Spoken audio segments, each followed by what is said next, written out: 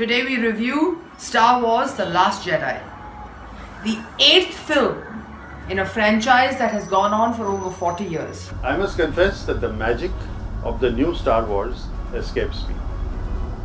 I was there when the first Star Wars released, and the charm and newness of the idea of epic storytelling once upon a time in a galaxy far, far away, that so captivated and transported me, now has become stale.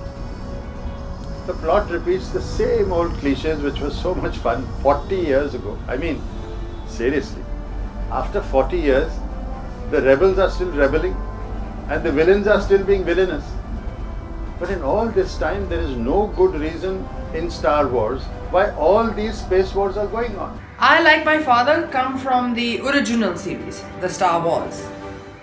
And that series, when I watched it for the very first time, an entire world was opened for me, which had all these amazing characters. You know, R2-D2, Obi-Wan, Luke Skywalker, Princess Leia, and of course, the formidable and the original Darth Vader.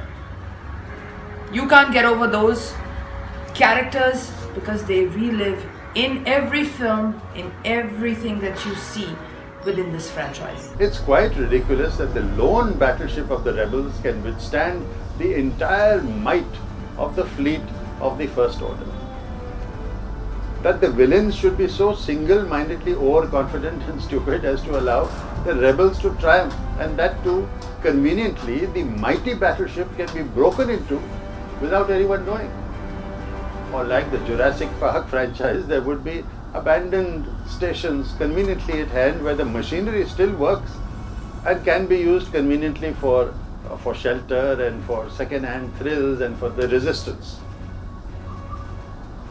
Much is made of the Porgs and the multiracial cast of this 8th film in the franchise with no end in sight. But I found the film's pop philosophy too simplistic and boring. It resembles Indian philosophy without the effort of the realization that it takes. This new film doesn't say too much different, because obviously you get all muddled up between the numerous prequels and then the sequels and then the original films. My only fact of this entire thing is that this is something that you go back to because this is something that reminds you of a memory that you had, of an environment that was created when you watch these films.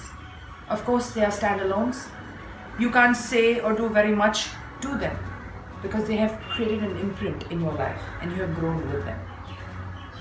This new film definitely has all the snazz and the pizzazz and obviously the great special effects and great characters and actors. I think the film at 2.5 hours is an hour too long. The story meanders and drags in the middle, trying to showcase the multiple characters rather than getting on with the story and the action. There was a chance, mind you, there was a chance of Darth Vader turning. And with it, there would have been a sea change in the Star Wars story for a new generation. But I don't think the marketing machinery would have allowed the Bible to be tampered with. The Star Wars series needs to evolve, and evolve in a manner where you bring it into the 21st century, you bring it with its whole gamut of special effects, but you also take the story forward. Where is the story forward in this? You still have good versus evil, you still have Darth Vader, you still have the Last Jedi and the whole Jedi fight. Who are they fighting against? The world is there. It's been taken over, conquered 1,000,000 times over. The resistance doesn't stop. The Death Star still remains, and so do all the lightsabers. So, story आगे कहाँ गई है? There are some great fight and action sequences, but very often it's rat-tat-tat-tat, firing and explosions, new technologies, bigger technologies, fascinating technology, but still fighting. And I would like to ask, why are we fighting with those old-fashioned lightsabers which are just shiny versions of 15th century swords?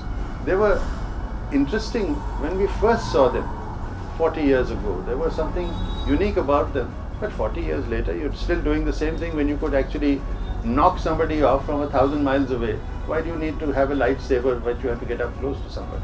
I'm sure most Star Wars fans are not going to completely agree with me. But I think the older guys who are the original, series followers will understand what I am saying. Like the Star Trek series, the captain of that ship changed. With it changed the storyline, with it changed the new worlds that were being found. Star Wars remains within its realm. We need to see it grow if we need to see another film. And if we need to see this franchise move for another 40 years. Star Wars, I rate you at 2. I'm sorry, but I would have loved to see a little bit more. And I definitely want to know and see and go back to the original series. After having lived through the original Star Wars, I'm afraid I can give this 8th one in the series only 2.5 out of 5. And there is the terrifying thought with it.